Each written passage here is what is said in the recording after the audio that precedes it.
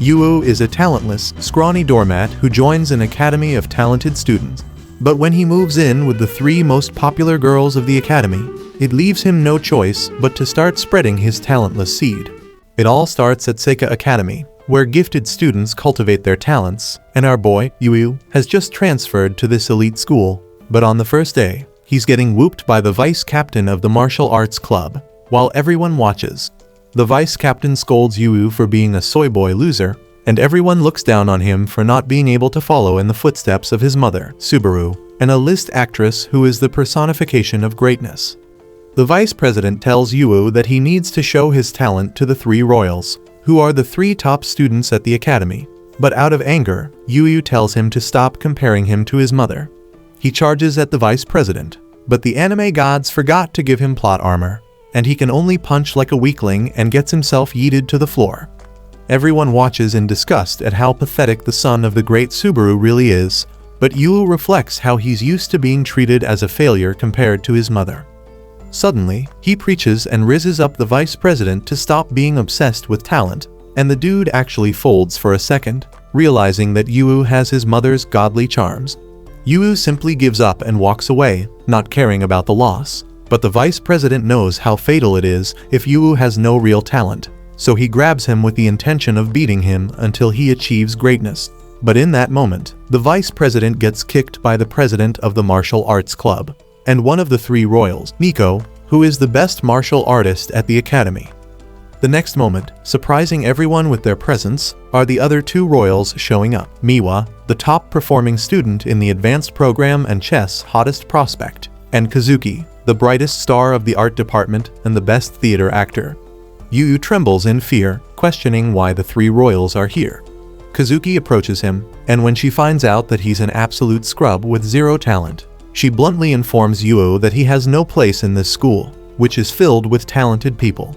To their confusion, he shows them his accepted application to join the school's general education. But the girls have no clue what that is, as they are used to studying at the top, and not the general. After seeing their unwelcoming reaction, Yu tries to walk away and go to his general class, but Nico stops him and tells him to clean up the dojo. Yu tries to reject her demand, telling these hoes that he ain't a slave, but Nico tells this bum that losers have to clean the dojo, and Yu half-heartedly follows her orders. Later, when the martial arts team enters the dojo, they are in shock at how clean the dojo is after Yu cleaned it. Meanwhile, Yu is on his way to his new home, and he reflects on how, for as long as he can remember, he has always wanted to get praised like his talented mother. He initially tried to train his acting skills, and was confident when he reached the acting levels of The Rock. But when he saw firsthand how his mother acted like Denzel, he realized then that, compared to her, he was a talentless scrub. However, he kept trying in different fields to showcase his talents, but every time he failed, he grew more distant from his own mother. But then, Subaru got horribly ill, and Yu just realized how distant he had been to her, who was the only family he had. But then, in the hospital, she started rewatching one of her film series, where she played a mother in a happy family over and over again.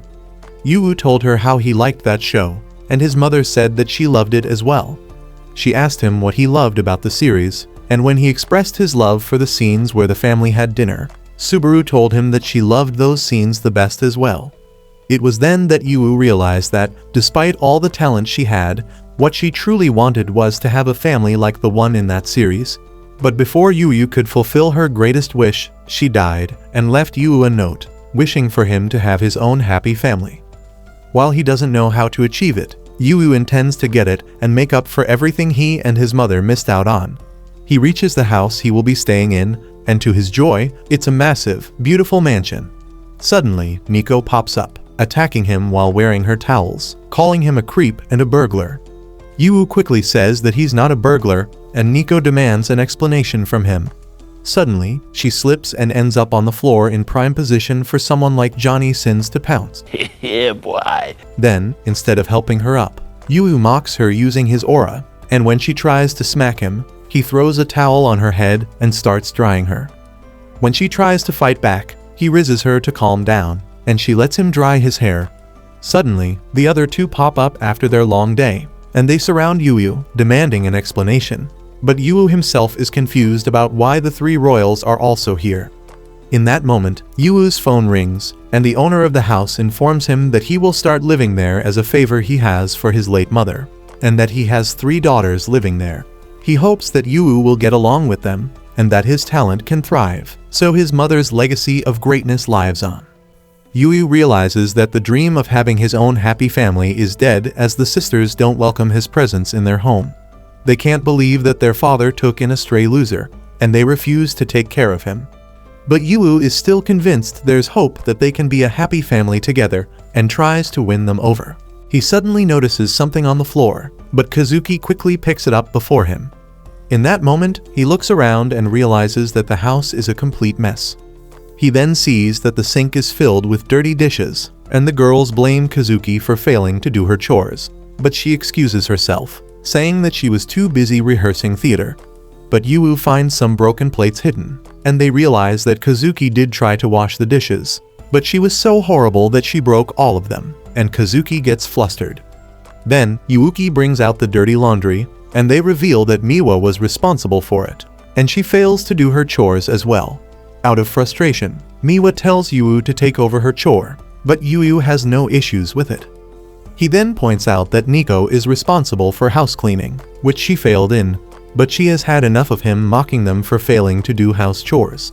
The 3 royals start barking back at him, pointing out his failures in school, but while they're yapping nonsense, Yu gets busy, and to their surprise, he manages to clean up everything, all the while they were mocking him.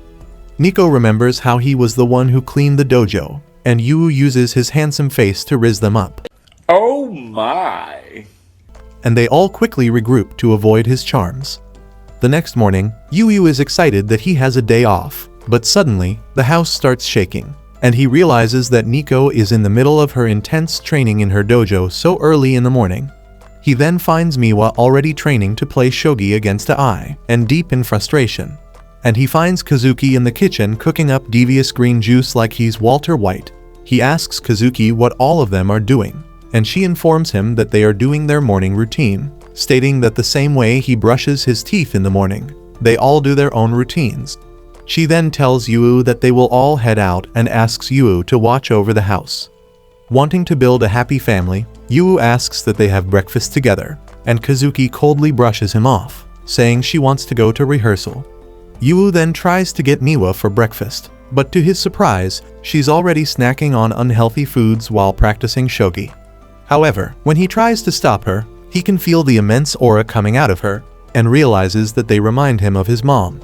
He remembers how his mother always brushed him off whenever he invited her for breakfast, and instead had her own pre-cooked diet food in the fridge. Suddenly, Nico pops up from practice and drools over the food. But when Yu offers her some, she rejects, and despite him teasing her, she tells him that the food he's eating is not balanced enough for her. It confuses him why someone cares that much about breakfast, but she tells him that in order for her to be the best, she has to feed herself the best nutrition. He now sees how unlike normal people like him, prodigies like his mom or the sisters are so driven that they do everything to get better at their talents, like Miwa eating sugary foods to feed her brain. Just then, the sisters all run outside to start their day, but Yu quickly stops them. He tells them that they forgot something, and all 3 of them rummage through their belonging in panic. They all scream at him once they don't find anything missing, but Yu tells them they're wrong, and in a loving manner, he gives them all a warm goodbye, saying that they forgot that. It shocks them all to hear that, and while they all call it a stupid thing to do, as they all walk away, they are all blushing from cheek to cheek, as they have never had anyone so warmly send them off their day. Then, Yu gets a phone call from their father to check on him. He then asks Yu for a favor to be his daughter's helping hand, as he believes that his daughters, while prodigies, will run into obstacles, and by helping them overcome those obstacles, they will open up to him. The father tells him that Kazuki has a tough audition, Nico has her martial arts tournament, and Miwa has her shogi events, which gives an opening for him to help them out. But Yu has no idea how he, a useless, talentless bum, could ever be an assistance to prodigies like those 3. However, when he starts imagining the girls fail in what they do best, he can't help but recall how painful it was for him when he failed and became his mother's disappointment. So he decides to do what he can, and he starts by planning to get to know them better by eating meals together with them. Later, after martial arts practice, Nico goes home to Yu cooking and screams out loud, forgetting they are living together. When she sees Yu tasting his food, she creams over how hot he is. Yu then offers Nico to have a taste of his cooking, and while she was tempted at first, she pulls back her composure and rejects his offer, saying that she refuses to be tamed by his cooking. She leaves him to take a beauty shower, and when she returns to the kitchen, she's surprised to see Yu cooking even more intensely with all the different cookbooks in front of him. Just then, Miwa pops up in the kitchen, and Yu declares to them that he will cook the greatest meals for them, but the girls simply brush him off. It reminds Nico of how she and her sisters always rejected all of their housemaids' cooking. She deeply believed that she had to control what she consumed, so she could always be in the best shape possible. But in the middle of eating her dry chicken breast, Nico gets curious and takes a peek at what Yu cooked for them. She instantly drools at the sight of the gourmet meal she's presented with, and Yu pops up from behind. He obsessively informs her how the food has all the nutrients she needs to get in the best shape, and after his insistence, Nico agrees to eat it. Yu collapses from fatigue and tells Nico that he cooked recommended food by dietitians just for her, and it makes Nico blush to know that he did all of that just for her. When she finally takes a bite, she praises Yu for his cooking, and he imagines it like him taming a stray cat using a bottle of milk. Meanwhile, Miwa is secretly drooling while stalking them, and when she steps down, Yu also pesters her with information about how the food he cooked has the perfect acids to boost her brain power. Miwa agrees to eat them, and Nico realizes that Yu also cooked specifically with Miwa's interest in mind. While they're eating, the sisters start talking about how long it has been since they last ate together, and Yu smiles at their interaction. Just then, Kazuki pops up, confused seeing her sisters eating together. Just like before, Yu yaps to her about how her cooking would be beneficial for her and her talent, giving him a clear skin for theater, but to his surprise, Kazuki coldly rejects his offer. Nico tries backing him up against Kazuki, but Kazuki tells them that dining in together is not for her, and Yu sees it like a cat refusing to be fed. It leaves him hurt and heartbroken, and Nico feels bad for him, knowing how hard he worked for the food, so she takes the food from his hand and eats it herself. However, Yu suddenly yaps about how Kazuki's meal will make her fat due to the high amount of carbs in it, which angers Nico, who is trying to be nice. But then, Yu sweetly assures her that he will help keep track of her food, and Nico turns redder than a tomato. 3 days later, Yu starts school, still wondering how to get through to Kazuki and fulfill their father's wish for him to help his daughters out. He decides the best way is to confront her head-on, so he goes to her while she is in the middle of getting glazed by her fangirls. They all recognize Yu as the talentless scrub, and Kazuki joins in mocking him. Suddenly, Yu starts pleading to Kazuki to stop denying his advances and to instead accept his special gift, one that he knows will make her very happy. But while Yu is referring to the food, the others think Yu is bumping bellies with Kazuki. They demand that Kazuki explain why she's tickling a loser's pickle, and Yu runs away, seeing the chaos. He approaches Nico to get help to get closer to Kazuki, but when he calls out to her, all she can remember is how much she gets flustered by him. Her friends confront Yu for acting friendly with Nico, but Nico herself pops up with a devastating aura, scaring all of them, and Yu runs away to his final resort, Miwa. Meanwhile, Miwa is in class, busy playing shogi on her phone. When she overhears others having trouble with a math question, she easily answers it for them, but instead of them being amazed, they feel intimidated by Miwa's intelligence.